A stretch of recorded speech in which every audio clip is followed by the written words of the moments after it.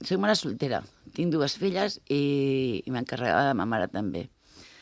No és excusa, però va arribar, vaig estar uns 3 anys que no consumia, però va arribar un moment que això em va carregar. Portava tot, i jo quan? I bueno, doncs, la tercera fàcil meva és tornar a consumir.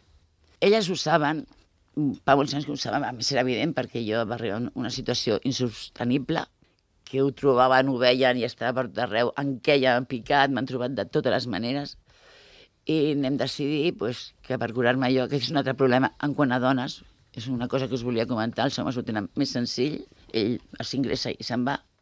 Jo m'ingresso, no ho puc fer, vaig tenir de posar la mare en una residència, les filles van anar a un CRAE i jo em vaig poder ingressar. Això és molt valent per la meva part. És dir-ho, que ja ho sabien, encantades, però qui té pros de dir a sa filla que les deixes en un centre? Com ho fas?